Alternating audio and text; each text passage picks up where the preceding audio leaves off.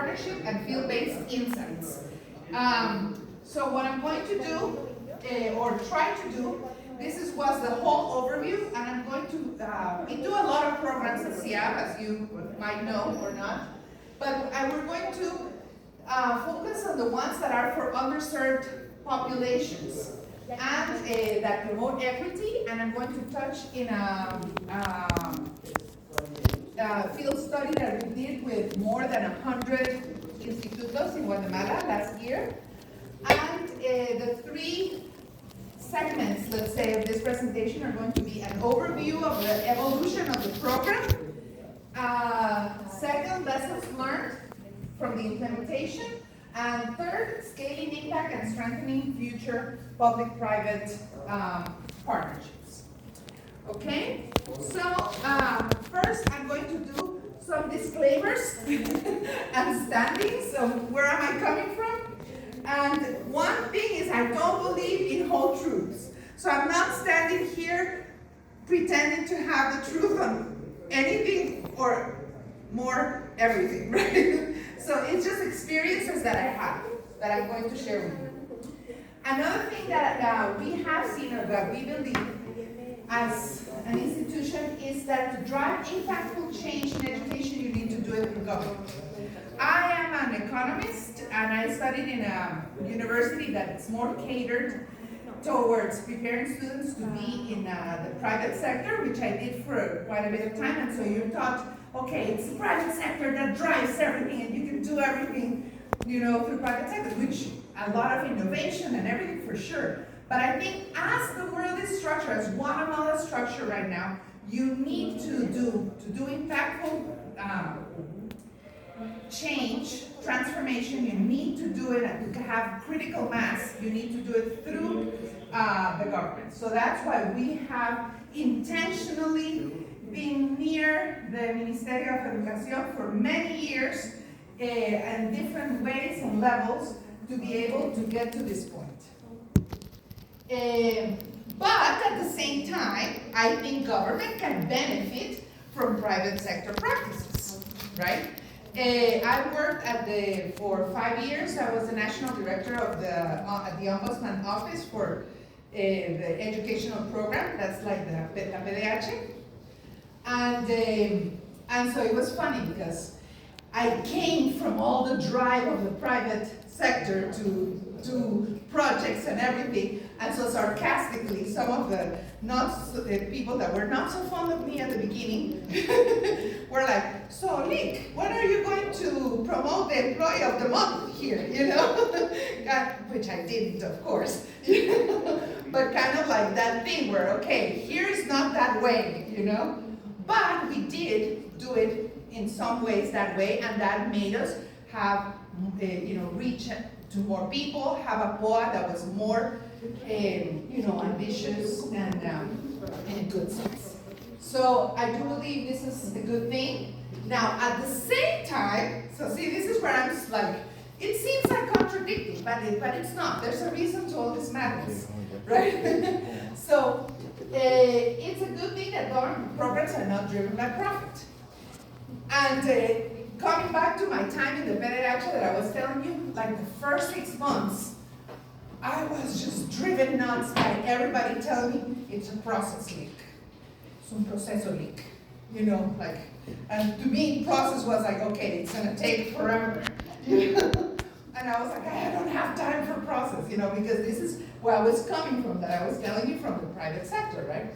So, and in the private sector, if something doesn't work, if somebody doesn't jump in the bandwagon, you just have to change that person or do something different because you have to pay the rent at the end of the month, right? Now, in the public sector, you don't, you don't work that way.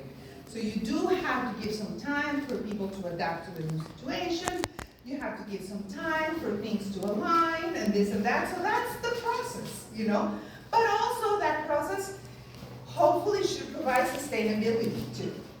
And also that process makes you, as we'll see later on, make sure that everybody's included. So from that standpoint, I also love that part, okay? Then another one is, underestimate the power of a small group of committed people to change the world. In fact, it's the only thing that ever happens. Anthropologist Margaret Mead. There always needs to be somebody that cares. The processes can be there, the memo can be sent, you have to do this. But if the person that's there doesn't care, it still doesn't get done. Or it gets done, you know, barely, but not in the scale that it could be done, okay? So there always needs to be somebody that cares, public or private sector. And lastly, what I'm going to share with you is, I'm going to pretend to be a model, it's just experiences, okay? And hopefully it's just the start of a lot of conversations. Or ongoing conversations, because we have had many. Okay, so part one is the overview of the program, the evolution and goals. You know how in Guatemala here there are a lot of apartment buildings that you say from one day to the next, there was a building there, you know? But really it was not from one day to the next. They spent maybe a year digging to make the hole. The taller the building, the bigger the hole, right? But you don't see that. You only see it when they start building, and then you say, it was from one day to the next, right? So sometimes it happens the same way, like in these projects. Like right now we're doing, you know, very important projects, and people say, oh, you know, just all of a sudden. No, it was not all of a sudden. You know, it's taken many years to get here. So I'm going to take you back to 2010, 15 years ago. This is a slide, literally a slide from a presentation that Mario Lopez, who I'm sure you know, Mario Lopez, who was from Transactel and who was the president of the Asociación de Gerentes de Guatemala. He was then the VP of Human Resources at Transactel Telus today, right? Exactly. And Guillermo Montano and him were the ones who started the Comisión de Contact Centers at BPO at Hexford. And so they were presenting to us, this is one of the slides of the presentation, the case of the Philippines. Then, you know, where the Philippines as a country decided, okay, everybody has to know English because there's the call center industry and we can elevate people's salary with English. And so they were presenting this to us and saying, come on, this is Guatemala today. You know, how many, for example, the industry at that time was $200 million a year, of services, and just of the contact center was 150 million. I don't know how much it is today, probably Jackie knows, but anyway, so they were saying we could get to more, but we need people that know English. So they were also presenting a 2015 vision, let's say, and this is another slide from that presentation. I just grabbed that presentation.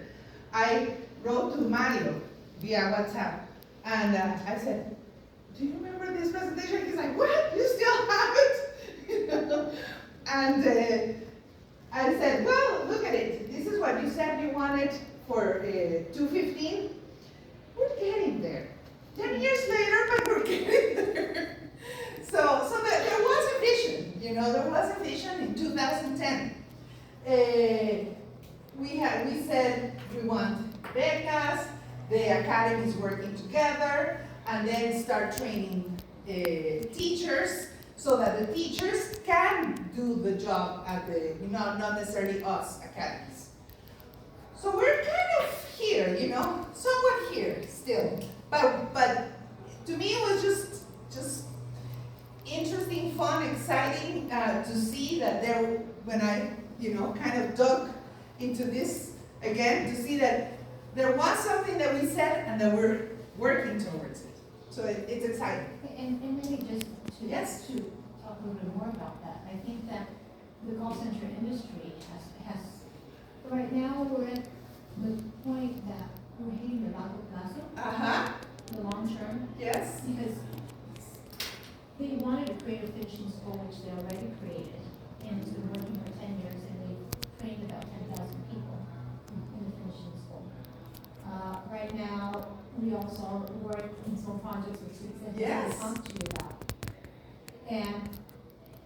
But also, I think when he had this vision, the idea was for Guatemala to have 100,000 positions available.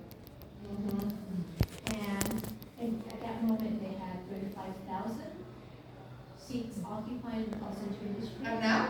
Right now, we only have 50. So see, but there's a potential, and for young people graduating, this is social mobility, But I have So, a question. and I'm going to talk about this that you're yes? Sorry, I have a question. Without social mobility that you're talking about, I work a lot with NGOs and embassies. So I try to match them both. I'm an independent teacher, so for example, I'm teaching indigenous girls to speak Spanish. And I'm teaching a group of Brazilian, diplomats, so I match them up so that they can create this kind of networking. Yes. Besides their social scope.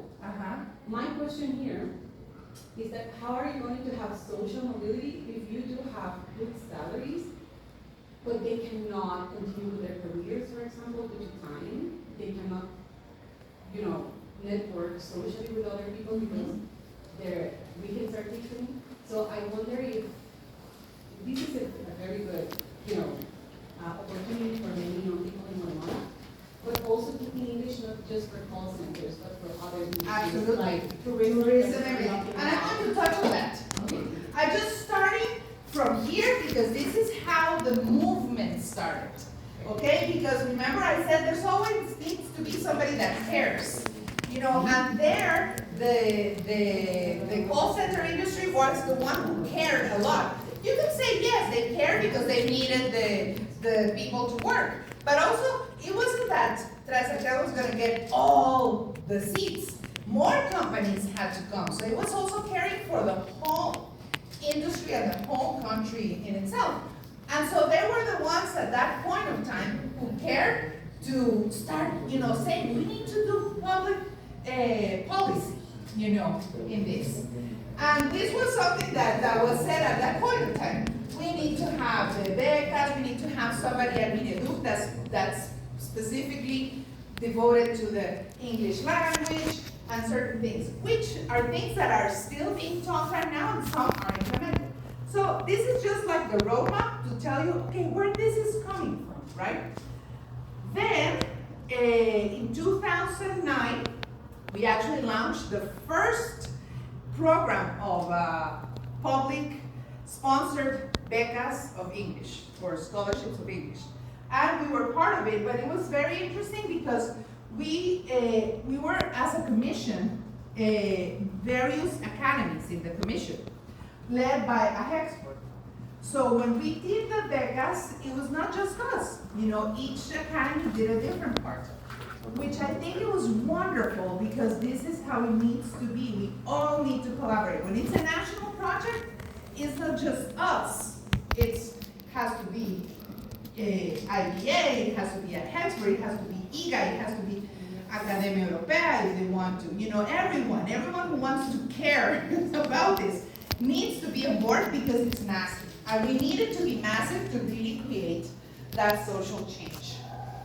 So this was then, and I want to tell you a little bit about this story of this picture.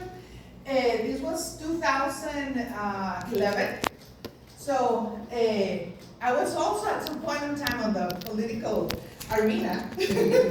So I was visiting people, for the electoral process.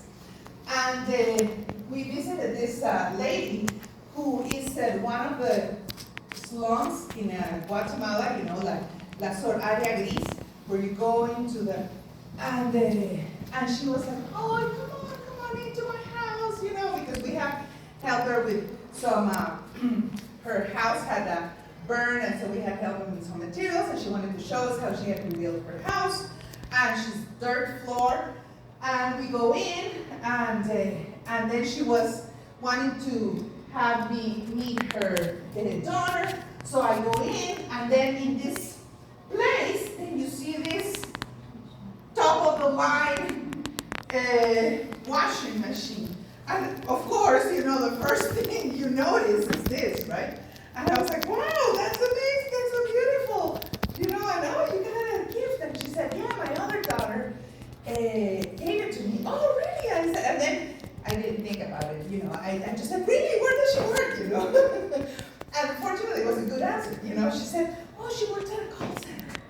you know? And so she gave me this because now I can wash clothes for the rest of the people, and now we can make money, and we're doing better, and this and that. And I said, oh, how did your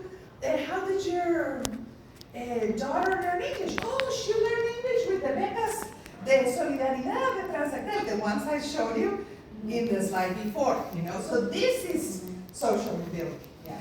In the industry of call center, but no, it's not that it has to be only for that, you know. In fact, the becas de transactar or the solidaridad, first it was going to be solely for inserción laboral in the call centers, but then the government said, no, we cannot do that. We cannot just serve one industry. And we cannot just do it in the places where you have call centers. We have to do it for everyone, you know. And so they did, you know, and we did programs in Retén, Jutiapa, Taberapaz, everywhere. And so that's where also it's good that the government's there, you know, to balance things out, okay? So anyway, but this was the story. So then this is where it's just like everything more and more starts like kicking in, let's say, or you know, in the sense of okay, we need to do this massively, right? So the visa, this you can I'll send you the presentation. But you can read this. It's a very small report, but it just talks about how the disparity too on the access to English language. So this is something we have to work here in Guatemala. We need to make sure that we go to underserved communities. You know, those are the ones that we need to get and that will make a bigger impact. We have all the time these types of prensazos, you know, every time something like that comes out, I get it all the time from everywhere, everybody, Cynthia, you know, and I'm like, I know, we're working on it, you know, not just me, a bunch of people, obviously. After that government, then also a tragedy, of course, you know, here in Guatemala is making sure things go from one government to the next, right? So it did somewhat in the next government.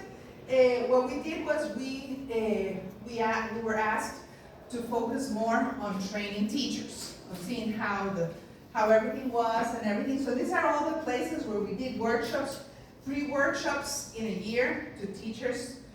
And the thing that we discovered is something that is no secret to anyone. It's been published in many articles, that English teachers don't know English. That was, you know, the first thing. So we're trying to give them like almost like scripts, you know, to okay, learn this little thing and replicate it this way as much as you can understand it, you know. And so that's what we did during that time. It's tragic, you know, when you go, because you know we went physically at that time. There was no Zoom, right? To all these places, to very deep communities. I remember going to one community where it was like, it's a town called Canlech in Taberapaz, and I went there to work with the teachers. I had to, you know, from the Franja Transversal way up north, then you go to a little town, and when I got there, the teachers were not there. They were supposed to be there. But then, when, you know, it's a small community, deep into the heart of Guatemala, and all of a sudden they start showing up, right? They know, ah, la Lica está ahí. Okay, so I get there and everybody started coming and it was great. All men, elementary teachers. And then they all sit down, but very soon I noticed one was very drunk. So then I was like, kind of waiting for somebody to take him away. No. So I figured, okay, I guess I have to start. So I just. Was he a teacher? Yes, you know. And well, anyway, I'm not going to go too much into search. Everything was okay, but it's and they finally did take him out. But this is the tragedy. okay, just to illustrate. And also to illustrate how deep we've been, you know. And I know that I was not in any position to contradict anybody there, you know. So this is what we have and what we need to work with, you know. This is what we did then. We did 112 teachers in all these communities by then, 38 workshops in 20 municipios, 1,829 attended. No, this is not 112, this is not the sum. No, this is just Morales. I'm sorry. It's 1,800. And this is the amount of students that were impacted. So that was a very, very neat project. It was a whole year. And I have to go faster, because if not, I won't miss it there. So anyway, these are, you can get this later from me. So again, all this constructs the mission that we have right now. We're like super committed to this mission, and it's to democratize the learning of English language. It's not just to have a bunch of students. No, it's to make sure that everyone has access.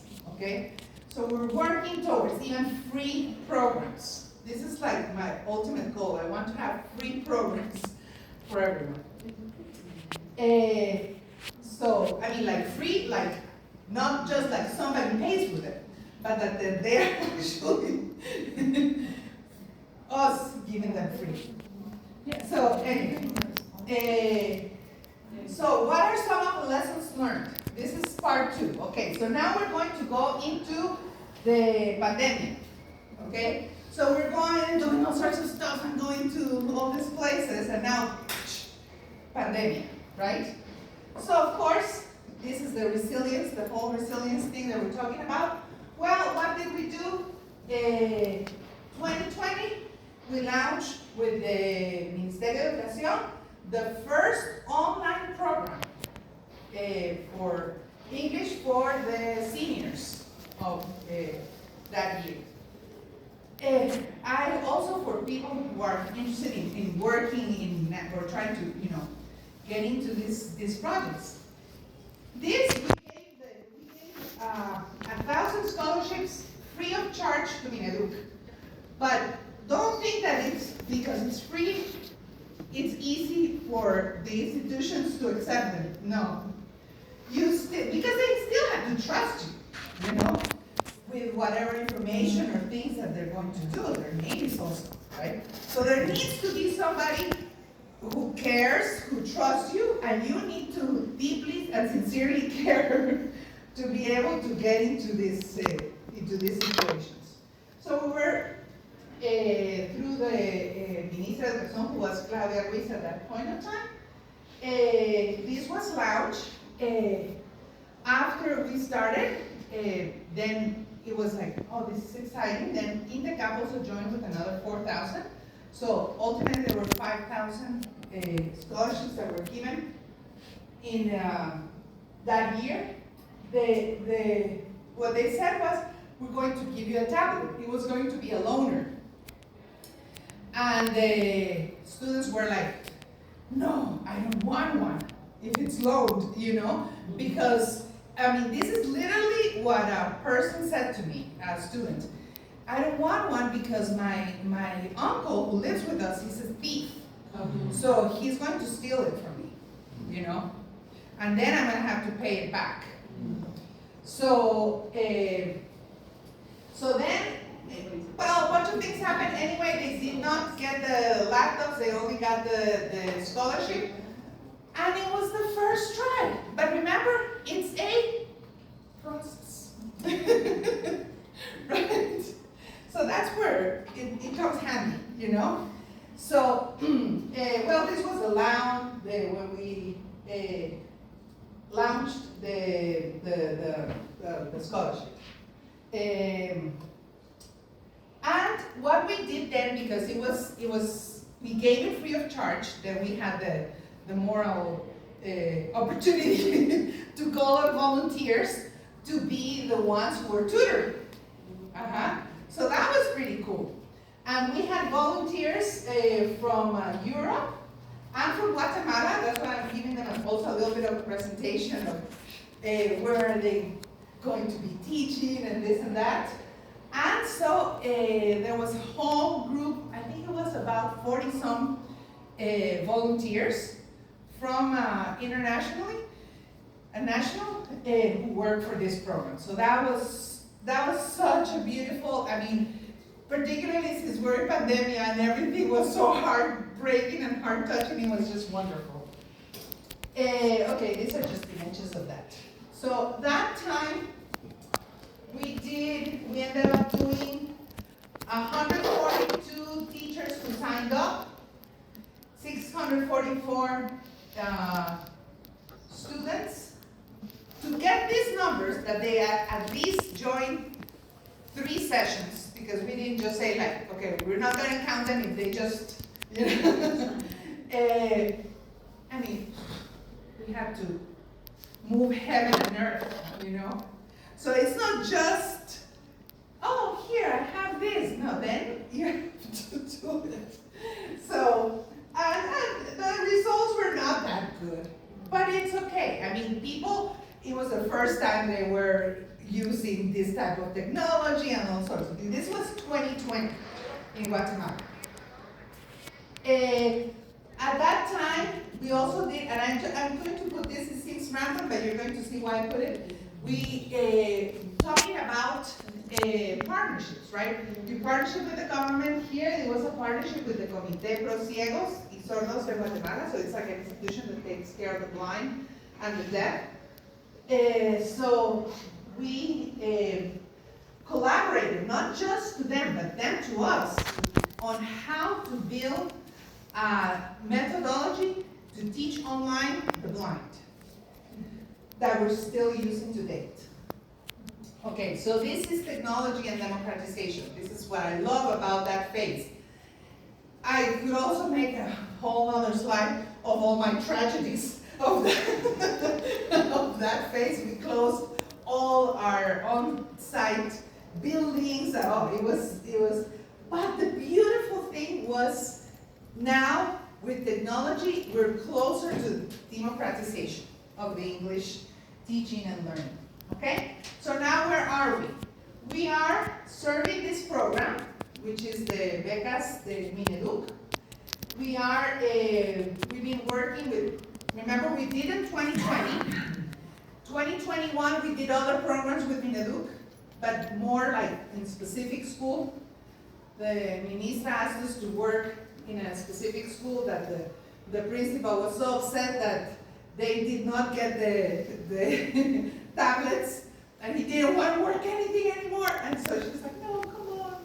And so we worked with them and with their teachers and everything. And then 2022, they launched the program again, just within the CAP. And then 2023, we were called in also to work, but it was not just us. It's also our friends from IGA, our friends from INDECAP, our friends from UVG. And here, where I was telling you, you could benefit from practices, from private sector practices, a expert was there doing consulting, helping them establish this in a more efficient way. So this is the thing with the public-private collaborations, that we can all benefit from each other, right?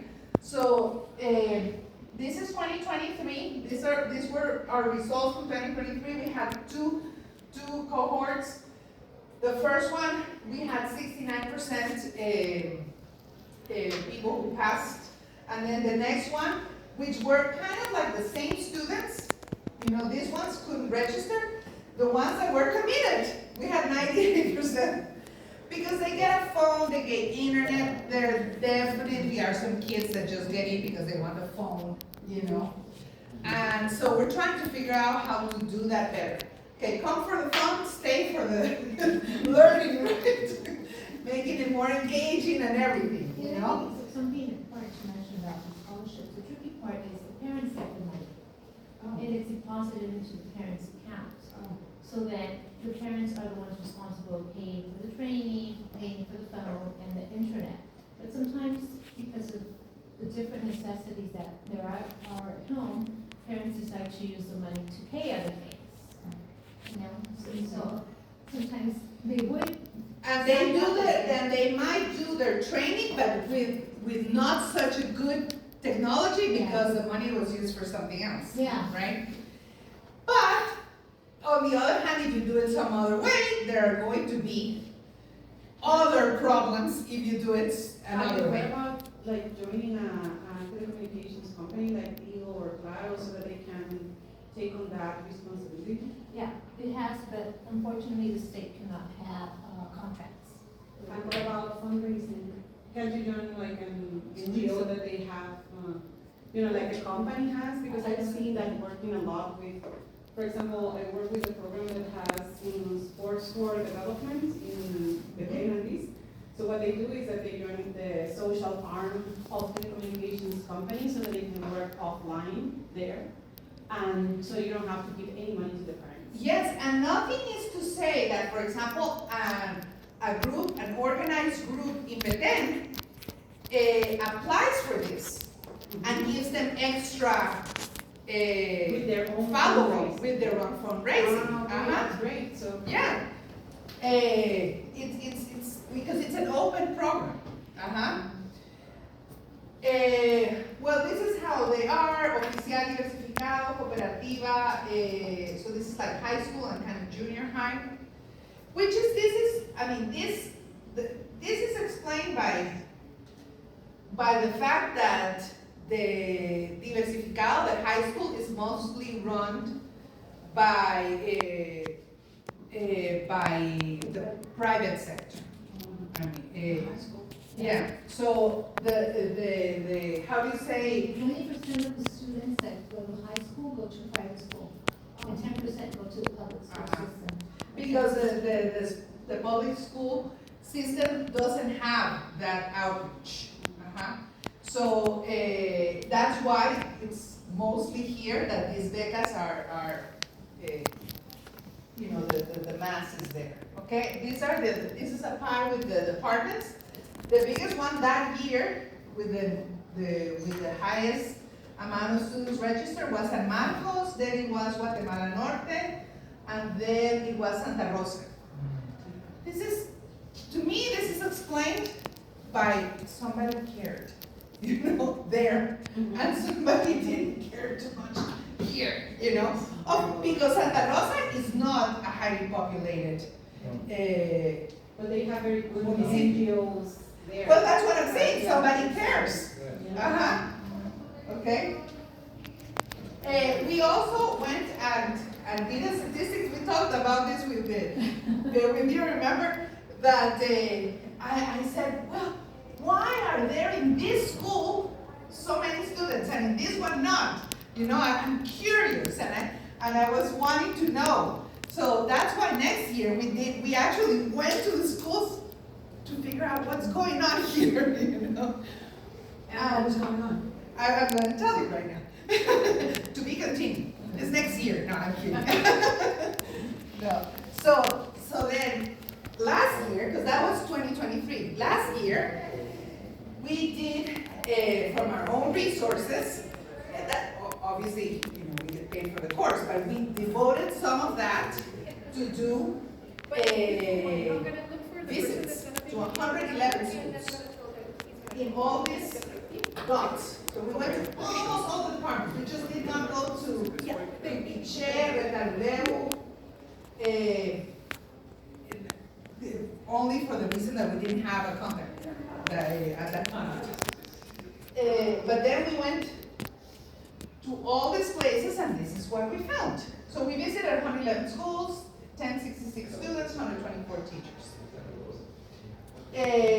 Well, this is how it was organized. 2024, the departments. This year's department winner was Alta Verapaz, and then Guatemala Occidente, and so forth. So it was not San Marcos anymore, which was twice as much of a surprise or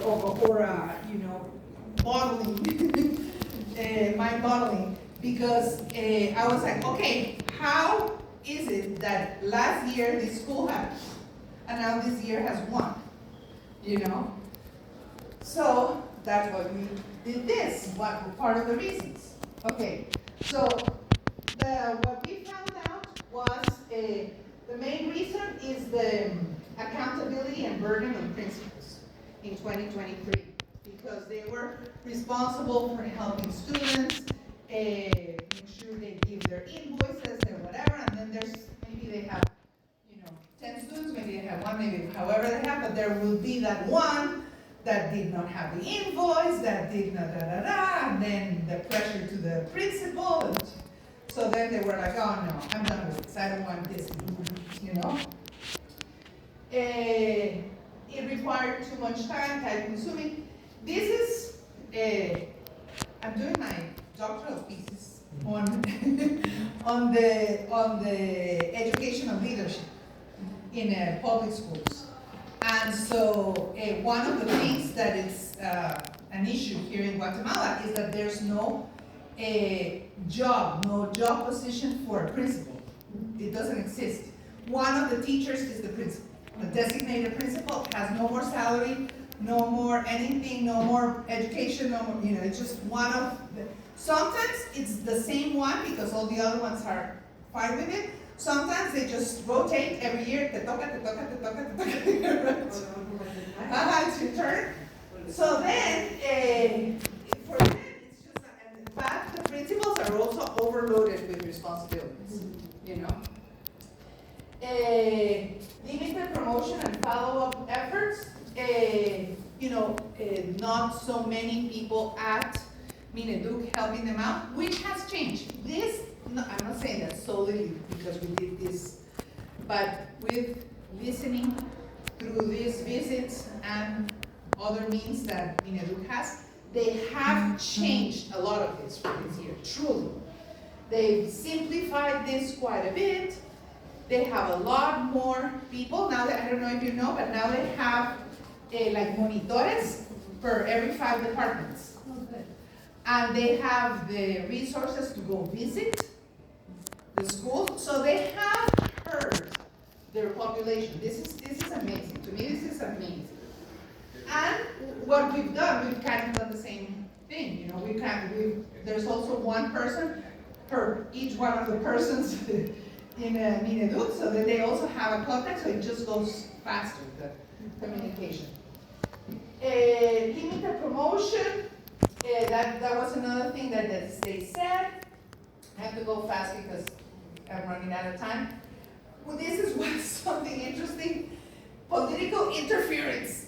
We saw it in San Marcos particularly, which remember was the bigger one, that some of the schools were like, oh, we did it because the local politician came to them and said, you need to fill this out, we have this thing and we need to do it.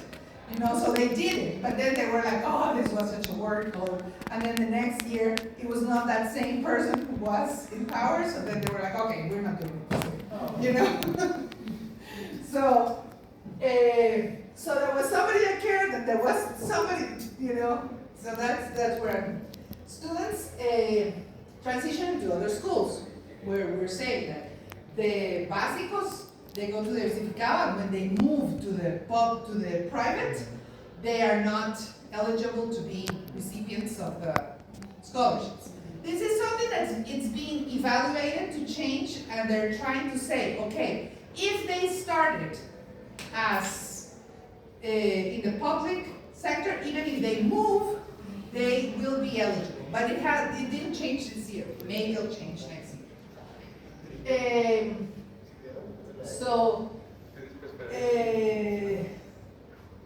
The findings from the survey in 2024. They also they said, they actually said that from 2023 they simplified it to 2024, and from 2024 they have simplified it to 2025. So we're going in the right direction, let's say. They perceive it as a good thing. These are all principles. See, it says they're principles. This is what the principals think. They want improvement in communication. They said that parent involvement boost success, which obviously as teachers we know as, like, really? And then teachers, this is what the teacher said. It was interesting. A lot of teachers didn't know that the students were and then they were like, oh, so that's why they know more now, And so that was interesting. But there were others that did, and sometimes it was the English teacher who was the one who cared and rallied them. Sometimes it was the principal, it just differed. But wherever you saw a lot of students from one school, obviously there was somebody behind them. Either the OPF, or the principal, or the teacher. If not, it was like one here, one in one of the schools that saw the Facebook post and applied. And convinced the principal to sign. They said, the teacher said, oh, we can be involved a little bit more. So we actually made an effort to be more in touch with them throughout this year, but this year it changed a little bit in the sense of where the money was sent. So that interfered a little bit, not in a bad way, because they're trying to put more, responsibility or be more accountability in the departments instead of just everything centralized. But that also made it a little bit more difficult in terms of they had quotas for each department.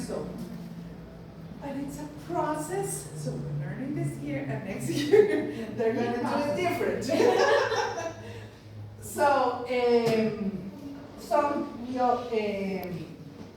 the teachers want scholarships, but UEG is giving scholarships.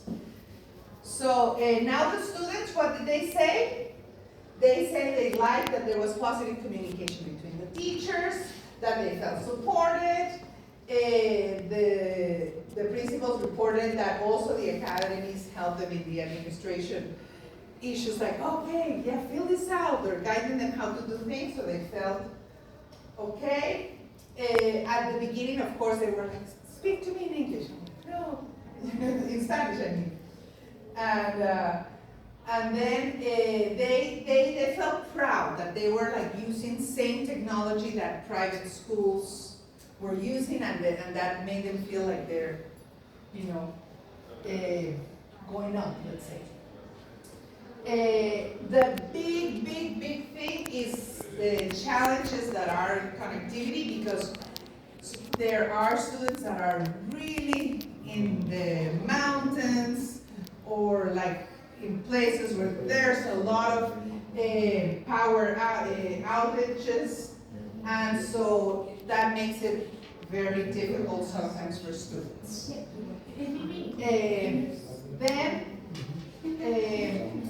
So 2025, one of the big things, now talking about this year, we've already started the program this year. And I wanted to just point out this once we have students that are newcomers, but we're excited, particularly excited about having 280 students that will complete A2, so they've already done A1, now they will complete A2, and 4 of them blind. That's where, it's tying up to what I tell you. The other thing, we have make sure if it's democratization, it's for everyone, right?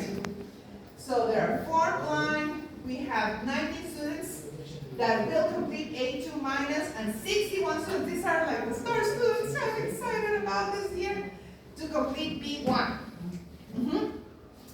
So we are making, this year we're making, more like, kind of like marketing programs inside the program to tell students, you need to do 4 years at least. Just 1 year is not going to do it, okay?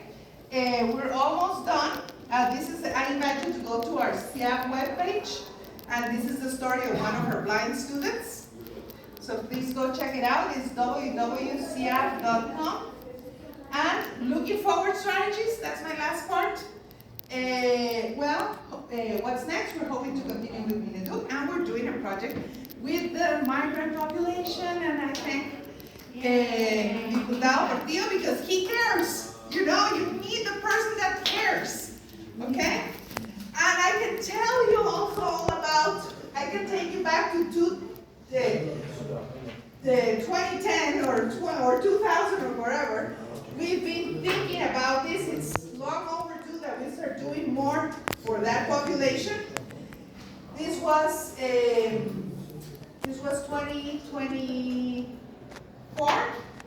We've already done something with the people that are going with the work visas to the U.S., teaching them survival English, and so this was, we did it with the sponsorship of the people of Canada and the partnership with Mintra.